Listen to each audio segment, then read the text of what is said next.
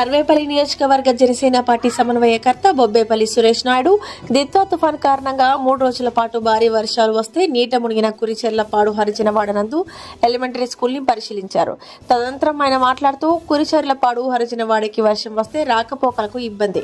అదేవిధంగా వర్షం వస్తే స్కూల్లోకి నీళ్లు వచ్చి పిల్లలు స్కూల్ కు పోయే పరిస్థితి లేదు.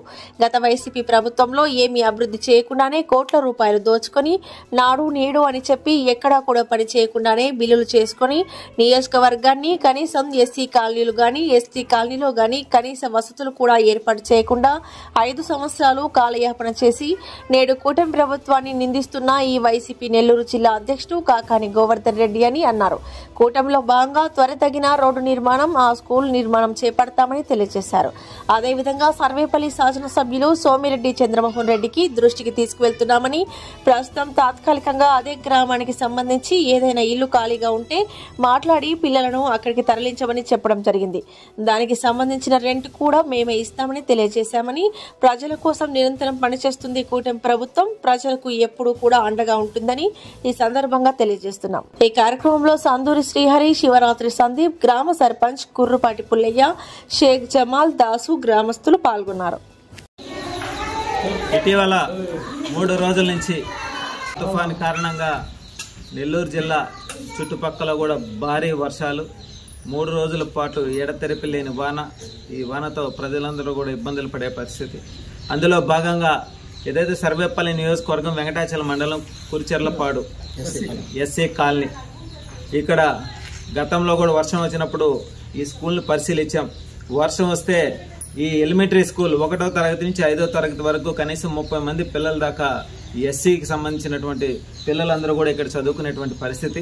వాళ్ళు వర్షం వస్తే స్కూల్ మొత్తం మునిగిపోయి కనీసం 1.5 అడుగుల నీళ్లతో నిలబడిపోయేటువంటి పరిస్థితి. అయితే వాళ్ళ పిల్లల తల్లిదండ్రులు వర్షం తగ్గిన తర్వాత ఆ నీళ్లు ఎత్తిపోసుకుని ఆ స్కూల్లో మళ్ళీ యథావిధిగా క్లాసులు కొనసాగేటువంటి పరిస్థితి గతంలో కూడా చూసాం. ఇప్పుడు కూడా వాళ్ళ కోరిక మేరకు ఇక్కడికి వచ్చి చూడడం జరిగింది. నిజంగా చాలా బాధాకరమైన విషయం. వెంటనే పక్కన ఏదైనా ఇల్లుంటే మాట్లాడి ఆ స్కూల్లోకి, ఆ ఇంటికి పిల్లల్ని తరలించి అక్కడే స్కూల్ జరిపించమని చెప్పడం జరిగింది. ఈ విషయాన్ని స్థానిక శాసనసభ్యులు సోమిరెడ్డి చంద్రమోహన్ రెడ్డి గారి దృష్టి కూడా గతంలో కూడా తీసుకువెళ్ళాం. మళ్ళీ కూడా తీసుకువెళ్లి ఆ స్కూల్కి ఎస్టిమేషన్ కూడా వేసింది కాబట్టి త్వరితగతిన ఆ స్కూల్ నిర్మాణం అయ్యే విధంగా మా వంతు మేము కృషి చేస్తాం.